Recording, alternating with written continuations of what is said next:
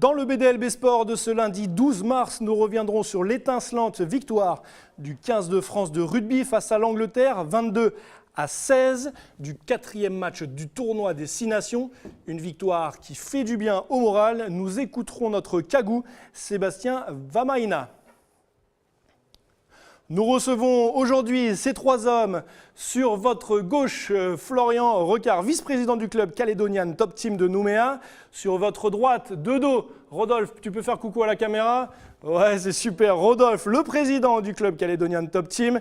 Et au milieu des 2 hommes, nous recevons Fabio Luis Di Boligno, combattant brésilien de MMA dans une des plus importantes ligues mondiales de ce sport de combat, qui vient dispenser ses précieux conseils aux amateurs calédoniens de cet art martial mixte. Enfin, Prosper nous présentera ses trouvailles qu'il est allé dénicher sur le web. On parlera sport de combat bien sûr.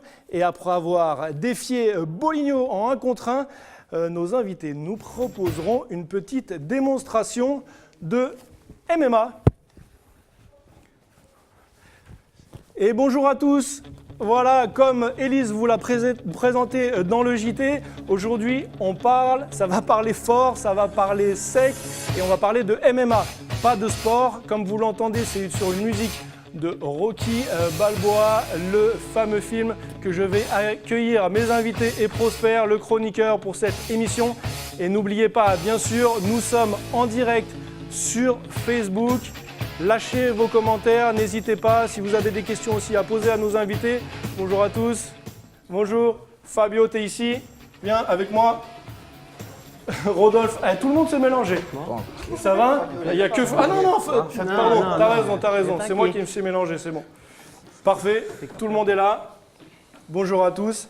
Alors, avant de commencer, une petite présentation du MMA, rapide de ce sport dont on va parler ce soir. Alors, le MMA, ça veut dire en anglais Mixed Martial Art, ou en français les arts martiaux mixtes. Alors, on va vous présenter quelques images. Attention, il y a quelques images qui sont violentes. On vous rappelle juste que c'est un sport, qu'il y a des règles. Attention à ne pas reproduire ça chez vous sans entraînement. Alors le MMA, qu'est-ce que c'est? C'est un sport de combat alliant les techniques de tous les sports de combat, ou presque. Tous les coups sont permis, ou presque. Et qui se combat dans un octogone, donc un ring, mais en octogone, qu'on appelle aussi la cage. L'objectif est simple, soumettre son adversaire ou le mettre KO. Alors on voit ici des images, je rappelle, de combats professionnels, donc à ne pas reproduire. Florian, Rodolphe, je ne sais pas qui veut commencer. Est-ce que c'est une bonne définition de ce sport? Oui. Rodolphe, le président. Ça se rapproche. On va dire quand tu parles de pratiquement tous les arts martiaux, on va surtout prendre 3 disciplines. Donc on va prendre la lutte pour prendre tout ce qui va être amené au sol. Les percussions pieds-poings, on va prendre des techniques de kickboxing ou de boxe thaïlandaise. Et après, pour continuer le combat au sol, après les amener via la lutte, là on va plutôt travailler sur le jiu-jitsu brésilien, sur le grappling. Ok. Voilà. Jiu-jitsu brésilien qui est un peu l'origine du MMA parce que beaucoup de travail se fait au sol. C'est très important ça, Florian? C'est très important. À ne pas négliger la partie sol au MMA, oui, c'est très important. Voilà, beaucoup de combattants se sont mélangés au tout début des premiers combats libres. Et on a vu que le jiu-jitsu brésilien dominait dans pas mal de circonstances. D'accord. Ça suffit pas de faire de la boxe française? Ça suffit plus. Ça suffit plus maintenant. Ça suffit plus. C'est vrai que maintenant les combattants sont complets. Tous les combattants qui rentrent dans une cage à l'heure actuelle, donc ce sont des vrais professionnels. Après, ils peuvent aussi faire ça en amateur, mais ils travaillent maintenant les 3 disciplines. C'est fini. C'est devenu vraiment une discipline à part entière. Tout à Avant, fait, c'était plein de combattants de différentes disciplines qui se rencontraient pour savoir un peu qui était le meilleur. Tout à fait. Et maintenant, c'est devenu une discipline à part entière. Ça a muté en 25 ans, parce que l'UFC a maintenant 25 ans, fêté ses 25 ans cette année. Donc maintenant, depuis, on va dire, une dizaine d'années, on a affaire à des combattants qui sont pratiquement archi complets, quoi. Ok. Boligno, Fabio. Alors, Boligno, pour les téléspectateurs, il est brésilien et il parle portugais. Et Florian, qui est là, parle très bien portugais. Il va pouvoir traduire. Je vais tenter de traduire en même temps. Alors, le MMA, c'est un descendant direct du Vale Todo. Je ne sais pas si j'ai bien prononcé, qui veut dire en français tout est permis. Aussi du pancrace, un sport qui date de plus de 2500 ans où tout le monde pouvait tout faire et n'importe quoi. Et le but, c'était de gagner, de ressortir vivant. Alors pourquoi cette effervescence récente autour de ce sport en ce moment? Toi qui es un professionnel. O MMA nasce do Vale Tudo. Tu peux parler fort, hein, Florian. Comme ça on entendra ton portugais. E por que agora, só tá agora que o MMA tá tão famoso? O MMA ele surgiu, o berço do MMA no Rio de Janeiro, Le MMA, il a grandi à Rio de Janeiro, onde surgiu a família Grace, d'où est sortie la famille Gracie, que expandiu o jiu-jitsu e o MMA para o mundo todo. E do Rio de Janeiro, o MMA foi para o Japão, onde surgiu o Pride. En fait, cette famille, ils ont répandu le jiu-jitsu brésilien dans tout le Brésil. Et ensuite, ils ont commencé à se faire des combats libres, donc le Vale Tudo. Mais ça a été vite dirigé vers le Japon, où est né le Pride au Japon. Ça a été vraiment les premiers combats libres, comme on voit un petit peu Fabio derrière. Des photos de Fabio quand en combattant. Et donc du coup, pourquoi en ce moment... En 2002, au cas où. En 2002, d'accord. Ça a changé parce que maintenant le MMA, ça pratique plus sur un ring. Ça dépend de quel pays. Ça dépend les pays. Les ligues.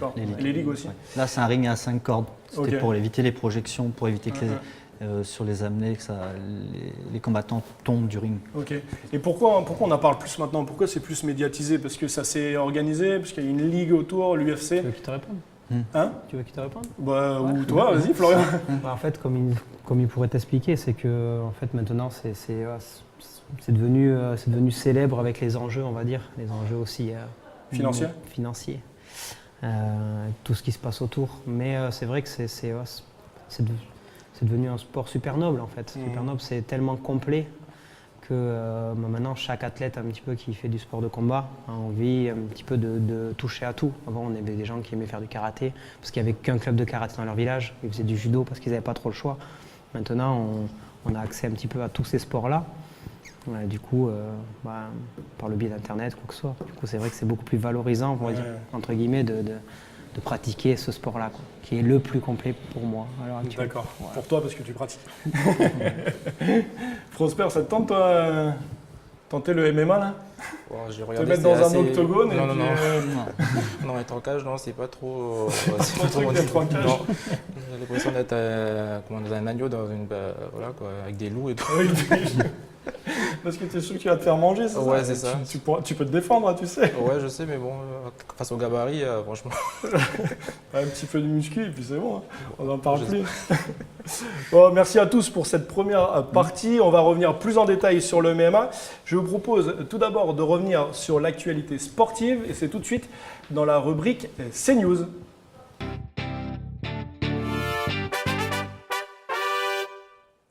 Alors rugby pour commencer avec cette belle victoire du 15 de France face aux Anglais. C'était dans la nuit de samedi à dimanche pour nous. Victoire 22-16 dans le 4e match du tournoi des 6 nations. Après avoir perdu leurs 2 premières rencontres face à l'Écosse et l'Irlande, les Bleus enchaînent une 2e victoire après celle contre l'Italie. L'équipe, on vous le rappelle, est en reconstruction et se cherche des cadres. Un rôle pour notre Kagou Sébastien Vahamaïmna. On l'écoute au micro de nos confrères de l'équipe. C'était juste après le match. J'aime pas trop dire, mais oui, c'est voilà, Jacques, je pense qu'il veut que je sois un leader et que je montre, que j'encourage, je relève tous les mecs et qu'on y retourne quoi. Et oui, voilà, s'il faut accepter, oui, je veux bien. Quand même, l'Irlande, ils ont 0 match perdu, donc la semaine prochaine, ils voudront jouer le Grand Chelem. Donc voilà, s'ils en sont là, c'est que peut-être ils sont meilleurs que nous. Et nous, petit à petit, voilà, on va revenir dans le circuit et essayer de se mettre au niveau des premiers. C'est vrai que oui, Mathieu, on l'a vu ce soir, il a beaucoup pesé sur la défense. Et que ce soit dans les plaquages ou les contests, parce qu'en face ils avaient Benteo aussi, ils ont essayé de mettre du lourd pour franchir. Et Bastaro, Mathieu, il a répondu présent et ça fait du bien quoi. Et aussi il y a François Kranjuk qui nous a pas mal encouragés et je pense qu'il a fait une bonne partie aussi en défense. Vous allez fêter ça malgré tout? Fêter ça, on verra. Là, pour l'instant, on a le banquet, là, on va retrouver déjà nos familles, partager ça et puis après on verra pour la suite. Alors des revenants comme Mathieu Bastaro ou François Trinduc qui ont fait du bien aux Bleus. Est-ce que vous suivez le rugby? On en a parlé Oui, avant. un petit peu, ouais. Oui. T'as regardé le match, tu t'es levé à 3h pour Non, voir le moi, match? je Non. ne suis pas levé, mais je suis quand même Ouais. les résultats. Tous les deux, Florent? Non, c'est 100% MMA, 100% Jiu-Jitsu. Rythme, focus. Focus. On est en compétition dans pas longtemps, on est focus là. D'accord. Focus. Et toi, Fabio, le rugby? Você conhece isso? Esse esporte no Só por televisão, só por televisão. Juste à la télévision? Ils ne le pratiquent pas beaucoup au Brésil. Non. Ok, alors rendez-vous pour les Bleus le week-end prochain. Dernier match de ce tournoi des 6 Nations 2018. La France affronteront les Gallois chez eux à 3h du matin dans la nuit de samedi à dimanche.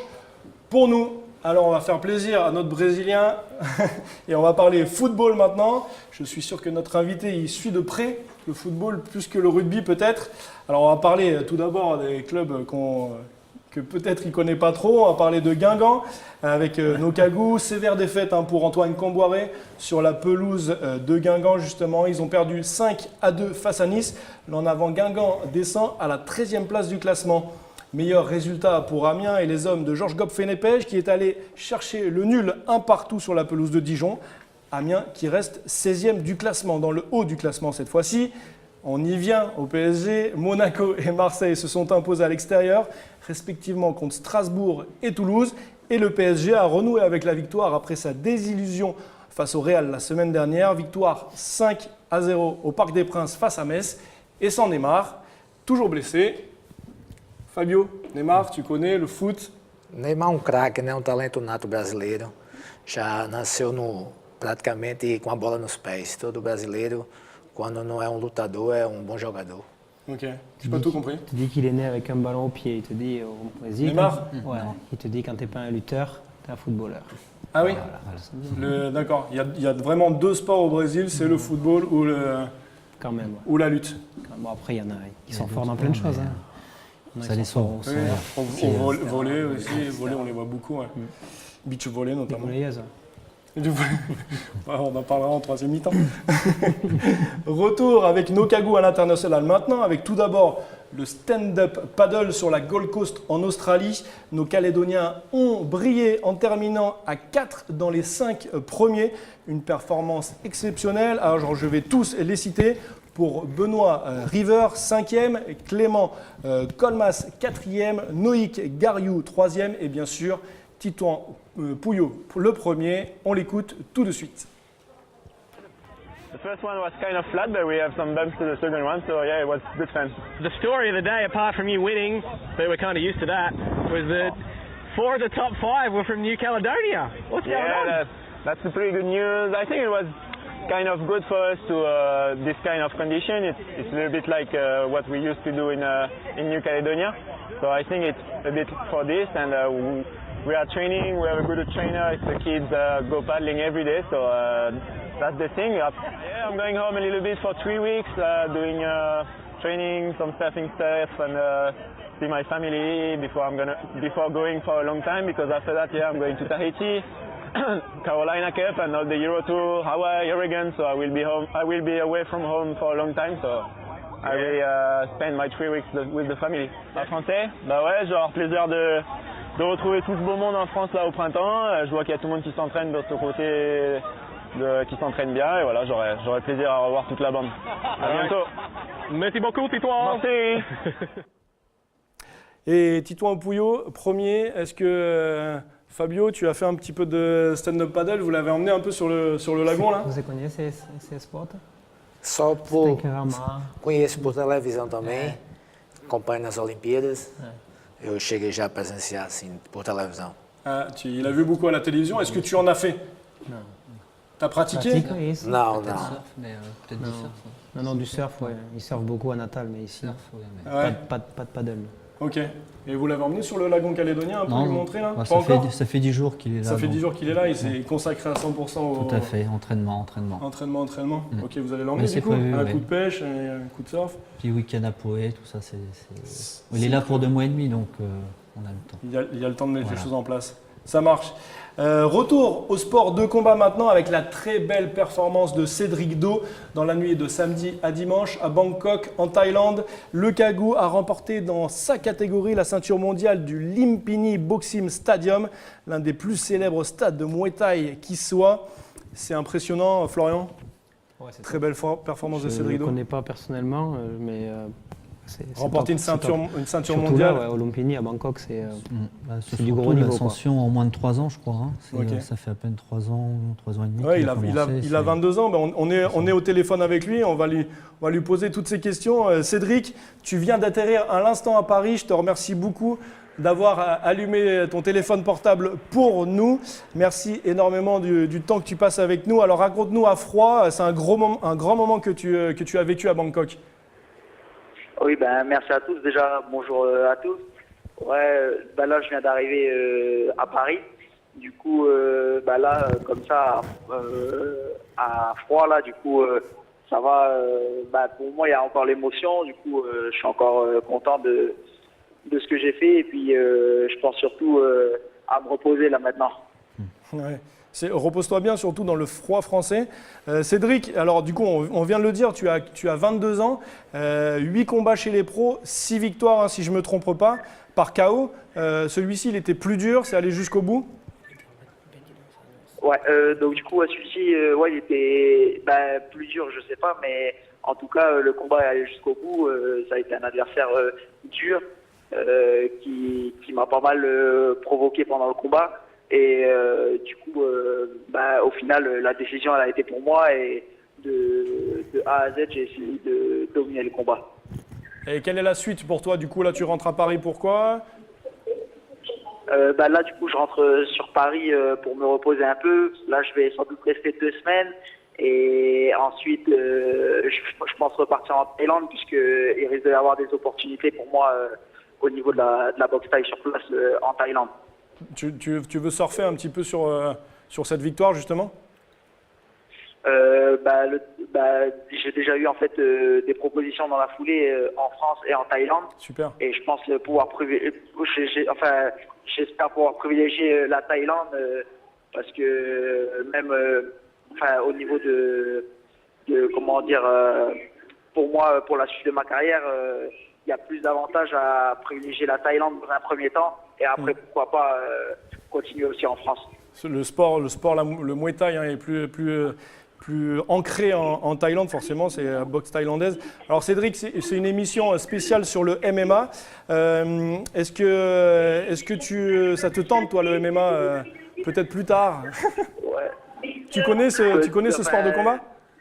Je connais parce que depuis petit, j'ai grandi dans les arts martiaux. Du coup, j'ai commencé par le judo et ensuite je suis parti dans le Muay Thai. Mais après, c'est un sport que je regarde par le biais des grosses organisations comme c'est médiatisé. Mais après, j'ai jamais essayé, mais pourquoi pas essayer? Mais je pense pas en faire plus tard. Ok. Cédric, je te remercie encore 1000 fois pour nous avoir accordé ce petit moment. Je suppose que tu es dans les bagages à Paris. Merci beaucoup et bon courage pour la suite. Ouais, merci beaucoup à vous de m'avoir appelé. Merci pour l'intérêt et bonne soirée à tous. Il n'y a pas de problème. Bon courage à toi. Merci Cédric. Merci à vous. Au revoir. Au revoir. La transition est toute trouvée avec le MMA. On repasse au sport de combat. Alors, on dit du MMA. Vous allez me dire si c'est vrai ou pas. 2 hommes ou 2 sportifs rentrent dans l'octogone et il y en a un qui sort. Alors, qu'est-ce qui pousse un sportif à aller se faire fracasser dans une cage? Rodolphe? Ça ne le pousse pas à se faire fracasser. Hein. Déjà, quand il rentre, c'est qu'il est prêt, avant tout. Et n'importe qui ne rentre pas dans un octogone comme ça du jour au lendemain. Et surtout, encore plus dans les grandes organisations, parce qu'il y aura forcément des tests à passer avant. Et puis même dans les petites organisations, dans les compétitions, on va dire, même régionales qui se passent en France actuellement, tous les compétiteurs sont entraînés. Donc, à un moment donné, quand le compétiteur rentre dans la cage et derrière l'adversaire, il n'y a plus le choix. C'est sûr que le combat va avoir lieu. Mais après, c'est le meilleur gagne. Et voilà, soit par soumission, soit par KO, soit par arrêt de l'arbitre, soit match nul. Ça peut arriver de gagner au point, comme Cédric Do l'a fait. Donc on ne repart pas forcément de ce combat-là avec un nez cassé ou ou un œil au beurre noir ou non. Après, il y a des coups qui sont portés, mais il y a un arbitre qui est présent, qui est là pour l'intégrité des sportifs. Donc, c'est pas plus violent ou dangereux qu'un autre sport. Donc, pour moi, il y a plus d'accidents en vélo.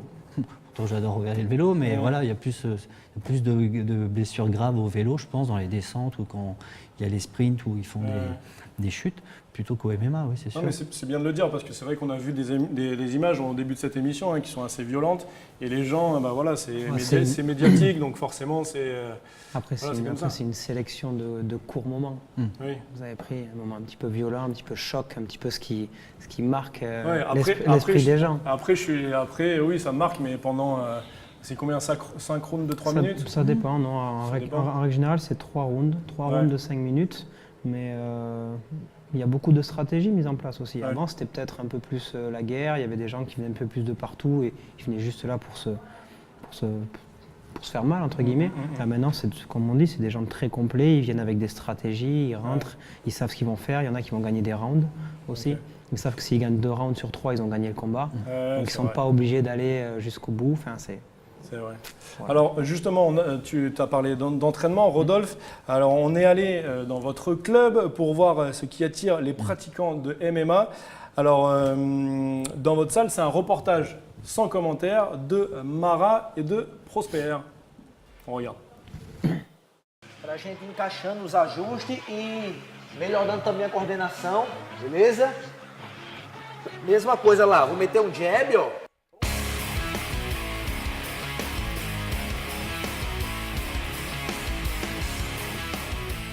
La partie qui me plaît le plus dans le MMA, pour l'instant, c'est sûr le côté vraiment où on est encore au sol, parce que Jiu-Jitsu, c'est vraiment moi ma base. Debout, on peut avoir de la boxe taille, du wrestling. Ce qu'il disait, c'est le fait d'emmener du coup les personnes au sol. Et après, des moments où on est au sol, c'est très commun en Jiu-Jitsu. Ça va être plus des prises, des clés, des soumissions, des contrôles. Dès qu'il tape dans les mains, on va au sol. Okay, dès que vous allez au sol, une fois, 2 fois, l'autre il se lève. Une fois, 2 fois, l'autre il se lève. Alors j'ai choisi le MMA parce que j'ai touché à plusieurs disciplines dans le domaine des arts martiaux. C'est quelque chose que j'aime bien. Je suis pas quelqu'un de spécialement violent, mais je voulais me tourner vers quelque chose qui allait me rendre le plus complet possible dans ce domaine-là. Et après, ça peut me servir aussi évidemment à me défendre et puis dans d'autres cas à défendre des amis ou ma famille par exemple, même des inconnus. Personnellement, j'aime bien le pied-point, mais en même temps, je n'ai pas été spécialement formé encore au sol, donc c'est encore de la découverte. Mais c'est quelque chose qui m'intéresse de plus en plus, c'est très technique et évidemment, il y a moins d'appréhension des coups, même si après, quand on va vraiment partir sur le MMA lui-même, on va se prendre les coups en plus. Obrigado pelo treino, vamos lá, formação, cumprimenta, Kimura! Alors les gars, le MMA c'est un sport de self-défense. Ouais. O MMA é esporte de defesa pessoal. Também. Aussi. Importante. Ouais. Aussi. Il y a beaucoup de gens qui se mettent au MMA justement pour ça, comme l'a dit votre... Tem várias pessoas que chegam lá na academia só para aprender a defesa pessoal? Ou além de aprender a defesa pessoal, para ter uma boa qualidade de vida e uma boa performance também no dia a dia, né, que é importante. Avant d'apprendre quoi que ce soit et de gagner en défense personnelle, c'est beaucoup pour gagner en qualité de vie, pour gagner une autre philosophie de vie également. Ok. Voilà, ça prime beaucoup chez nous. D'accord, c'est-à-dire c'est-à-dire que tu vas commencer à t'entraîner. Exactement. Il n'y a pas toutes les personnes qui vont venir s'entraîner, qui vont finir lutteurs. Il y en a qui vont venir pour le plaisir, il y en a qui vont venir parce qu'elles vont mieux se sentir, elles vont être mieux dans leur corps, elles vont mieux manger, mieux dormir, vont se sentir mieux au boulot. Ouais, tu gagnes en qualité de vie, quoi. Tout simplement à pratiquer un sport comme ça qui t'accroche. Là, en fait, c'est un discours un peu général. Quand tu aimes un sport... Ouais, c'est vrai. C'est vrai. Maintenant, c'est un sport quand même très prenant. Tu vois, et je pense que tu vas en faire plus qu'une fois par semaine, tu vas venir 2 fois, 3 fois, 4 fois, tu vas voir ton corps qui va changer, qui va réellement changer, quoi. Ton corps a changé, Florian? Exactement. Tu vois pas ou quoi? J'ai pas vu avant, donc forcément. J'attends un peu. C'est ça. Alors Rodolphe, retour sur toi. Vous avez monté donc du coup une section MMA au sein de votre club Caledonian Top Team. Oui. Vous faisiez déjà du jiu-jitsu et plusieurs autres sports de combat. Non, pratiquer que le jiu-jitsu Que le jiu-jitsu, brésilien en d'accord. kimono et sans kimono. Le D'accord. grappling, no-gi. Ok. Alors, quelles sont les perspectives pour le MMA sur le territoire? Bah, les perspectives, pour le moment, nous, on est au début de l'aventure pour nous. Nous, on est là avec un vrai projet, c'est-à-dire de vraiment essayer d'ancrer le MMA en Nouvelle-Calédonie. Pour ça qu'on fait appel à des professeurs de qualité, où on a pu s'affilier avec une école brésilienne maintenant depuis 2 ans, le Kimura. Et le but, voilà, c'est de vraiment ancrer le MMA. Et pourquoi pas emmener après par la suite des compétiteurs en Australie combattre. Mais voilà, on essaie de faire les choses correctement. Donc c'est pour ça qu'on tout de suite on a fait appel, dès qu'on a eu le projet avec Florian de redynamiser le club, c'est-à-dire que depuis 2 ans de faire appel à des professeurs brésiliens, parce que Florian est instructeur, je suis instructeur, mais nous on est encore compétiteurs, donc on a encore besoin de progresser. Et c'est pour ça que depuis 1 an et demi, on faisait appel à des professeurs, dont un Bruninho, notre référent, qui est déjà venu sur des périodes de 3 mois, qui est déjà venu 3 mois.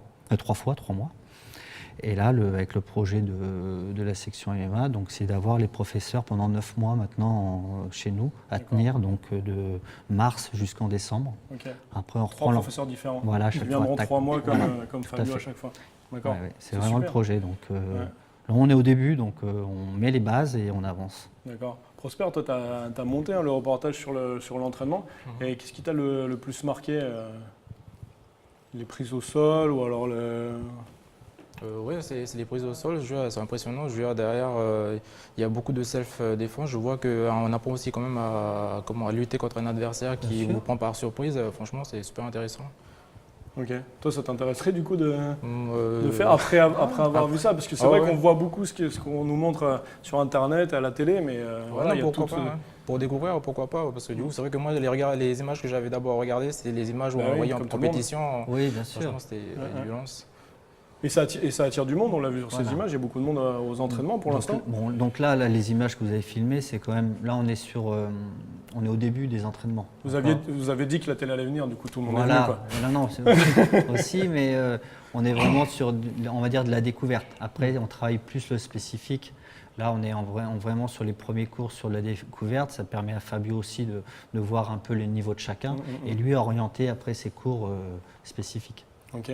Alors vous, tous les deux, Florian et puis Rodolphe, vous êtes allés coacher un autre Brésilien qui est venu, Jussier Formiga, qui était venu justement pour l'ouverture de cette section. Oh non, ou avant l'ouverture de la section. Il fait venir pour du jiu-jitsu. Voilà, c'était l'avant-première. Ouais. Donc vous êtes allé coacher cet athlète. On le voit derrière nous. On vous voit derrière les grilles tous les deux.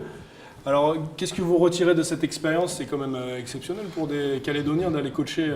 En Australie, à Perth, un combattant de MMA. Pour l'UFC, pour la ligue la plus importante de. Moi, je suis un Calédonien né à Bayonne, moi. Oui, on le verra tout à l'heure. C'était énorme. C'était énorme. De voir cette organisation, de voir tous les autres combattants, de pouvoir le suivre aussi pendant les derniers moments ou les dernières préparations, les derniers entraînements, voir sa perte de poids aussi sur la dernière semaine. Voilà, tout suivre. On s'est beaucoup entraîné cette année, l'année dernière ensemble, pendant plusieurs mois. C'est vrai que c'était fabuleux de vivre ça avec lui, puis la victoire, quoi. La victoire au bout. Ouais, en plus la victoire par étranglement. Il a fait un back fist, il a fait un coup de poing retourné, limite KO, et après il l'a étranglé. D'accord. Mataleo. D'accord.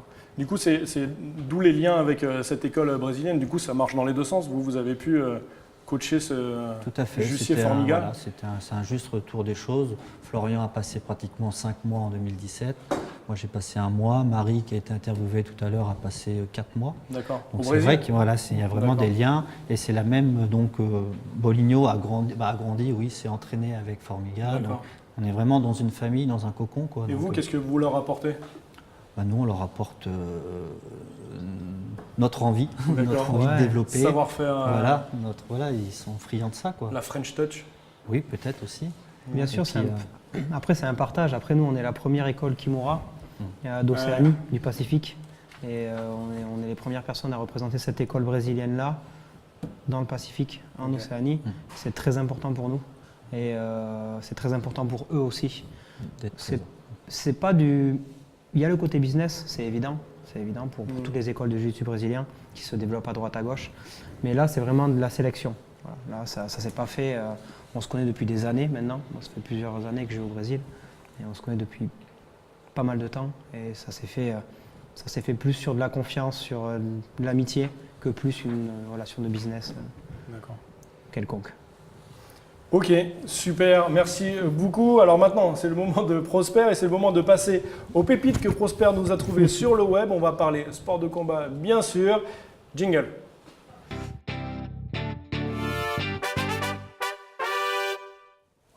Alors Prosper, qu'est-ce que tu as à nous raconter cette fois? Qu'est-ce que tu as trouvé sur le web? Alors j'ai trouvé aujourd'hui une astuce pour améliorer ses performances en combat, notamment en art martial.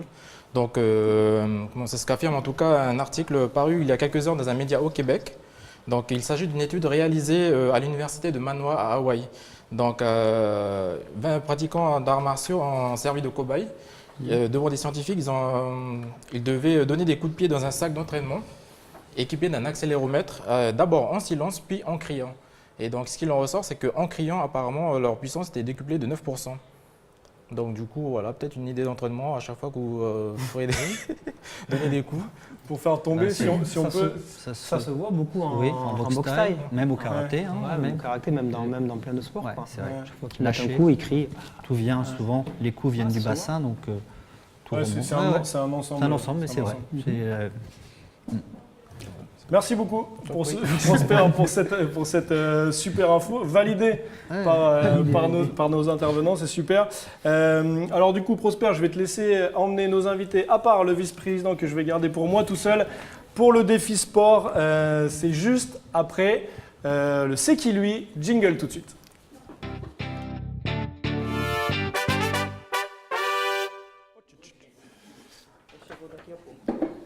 Hop. Installe-toi, Florian. Alors, Florian, c'est le moment du t'es qui toi ou c'est qui lui, ça dépend. Alors, Florian, tu t'es mis au MMA sur le tard. C'est ce qu'on m'a dit il y a quelques années maintenant. Tu as toujours été attiré par le sport de combat? Ouais, toujours. Toujours attiré par le sport de combat. Mon grand frère qui était entraîneur de boxe à l'époque. D'accord. Donc, quand j'avais 12 ans. Okay. Puis voilà, il m'a un petit peu pris par l'oreille comme ça pour me dire toi tu viens avec moi. Ok. Voilà. Alors moi personnellement, on m'a dit que tu avais eu du mal à trouver ton sport. Tu as dit tout à l'heure, tu t'es vanté un peu d'être d'origine basque. Comme beaucoup de basques, tu as fait un petit peu de surf, non? Non. Il me semble. On va voir ça. On va voir ça tout de suite. Donc les sports de combat, pas depuis tout petit quand même. Hein. Ça sort d'où ça? Bah écoute, ça sort d'où? C'est important de le voir. C'est important de te voir comme ça sur une planche. J'étais champion de la côte landaise, ouais. Champion de la côte landaise à ton âge. Super. Et puis tu t'es un peu cherché apparemment. Il n'y avait pas que le body surf, on appelle ça comme ça. Tu es ensuite parti dans les montagnes, on m'a dit en Suisse. Exactement. N'est-ce pas? Et là-bas, tu as changé de sport. Ouais. J'étais chasseur alpin. Ouais. D'accord. Ah ouais, t'as eu des vies vraiment impressionnantes. Je suis à la 4e là. Et après, bon, ton équilibre n'était pas super, on m'a dit, donc du coup, tu as retrouvé la terre ferme. Et ben voilà. Et voilà. Voilà, la terre battue. Tu avais un bon niveau en plus. Hein. Exactement, ouais. J'ai pratiqué beaucoup de tennis plus jeune. D'accord. Ouais, donc les sports de combat, pas que les sports de combat, quoi. Non, c'est arrivé tard pour moi. Enfin, c'est arrivé tard vers 12-13 ans, la boxe. Donc, alors maintenant, on passe à la Nouvelle-Calédonie, maintenant qu'on était un petit peu en Europe. Qui dit Nouvelle-Calédonie dit plage, forcément. Qui dit plage dit tatouage. Donc on sait que tu as beaucoup de tatouages, Flo. Ah, pas mal. De mieux en mieux. De mieux en mieux. Donc on te voit ici avec ton tatoueur, mais attention, c'est pas anodin. C'est un tatoueur de renom. Hein. Ouais, et c'est pas anodin parce qu'en fait, tu as un tatouage qui ressemble à ça, il me semble. Non. C'est vrai. C'est vrai, tu vois. Ouais, c'est vrai en plus. C'est vrai. Ouais, alors raconte-nous cette histoire. C'est vrai. En fait, c'est mon surnom brésilien. D'accord. Voilà, c'est Macaquinho. Macaquinho. Le petit macaque. Le petit macaque. Voilà, c'est le surnom que j'ai gagné que j'ai gagné avec mon premier entraîneur qui vient de Manaus du Brésil. D'accord. Et tu te les fais tatouer, d'où la photo de tatouage. Exactement. T'as vu? Exactement. Non, vous avez des bons dossiers, je peux. T'as vu? Bon, en tout cas, moi, je dirais à personne qui m'a donné ces infos. Bah, Yo, je t'appelle tout à l'heure quand même. Merci, Et Yo. du coup, on passe tout de suite au défi sport. Allez, c'est parti, on va rejoindre les autres. C'était bon. Alors, c'est parti pour le défi sport. On retrouve nos invités. Alors, je pensais me confronter à... mais on n'aura pas le temps. Non. On n'aura pas le temps. Il est chaud. Il est chaud bouillant. Il reste que 2 minutes. Alors, du coup, une petite démonstration, les gars. Comme ça, je ne me mouille pas. En plus, je suis bien habillé. Donc, du coup... Una representação um pouco de todo o pé, derubar e no chão. Voilà. Só dois minutinhos. Ouais, 2 petites minutes. Une petite représentation. Et Flo, du coup, il va nous dire qu'est-ce qui se passe. Voilà, ça commence un petit peu simplement par la boxe. Alors là, il s'ensuit une amenée au sol. Une amenée au sol, Rodolphe qui va reprendre une garde, donc travailler avec les jambes. Fabio qui met quelques petits coups et là qui vient immobiliser, d'accord? Il vient immobiliser. Maintenant, il passe en montée de suite. Et il vient travailler sur Rodo avec les poings. Là, il part sur une clé pour finir le combat. D'accord. Voilà. Et là, il tape pour dire, ça y est, je suis soumis. Et du coup, c'est important parce qu'on frappe au sol au MMA. Hein, donc, exactement. Du coup, exactement. Il y a des frappes au sol, ouais. Okay. Il y a des frappes au sol. Mais bien sûr, tout est dirigé, tout est contrôlé. Hein. Il y a toujours l'arbitre qui est là et il voit de suite s'il y a la moindre perte de connaissance ou quoi que ce soit, tout est arrêté. Voilà, puis à l'entraînement, si jamais on met les frappes au sol, on ne frappe pas sur son copain, soit on va mettre les frappes sur le haut du front, soit on va mettre... C'est pour enlever la garde, voilà. Pour pouvoir faire des clés comme Fabio nous l'a montré. Après, la compétition, c'est la compétition, une fois qu'on rentre dans la cage, mais à l'entraînement, on ne va pas fracasser. Tout est très dirigé. C'est un travail d'équipe, on a besoin de ses partenaires pour s'entraîner, bien sûr. Ok, on a besoin de ses partenaires, il ne faut pas les blesser. Ah oui, non, mais c'est un travail, on a oui, carrément. Ouais. Alors, eh ben, écoutez, on va regarder la caméra de Prosper. Merci encore à toi, Prosper. Merci à tous d'être venus. Merci à vous. Merci à tous d'avoir fait ce déplacement jusqu'à Koné, parce que c'est important, c'est intéressant. Vous êtes sur Nouméa, vous avez fait le déplacement pour nous, donc c'est super. Merci beaucoup à vous. Merci beaucoup. Désolé, on parle beaucoup français. Muito obrigado. Muito obrigado. Muito. Et on se quitte sur ces images. C'est la cérémonie d'ouverture des Jeux paralympiques de Pyeongchang. On parle beaucoup des Jeux normaux, mais il y a aussi les Jeux paralympiques, c'est en ce moment. Alors, les Français, ils sont 12 athlètes à participer et nous avons déjà décroché 8 médailles alors que c'est le 3e jour.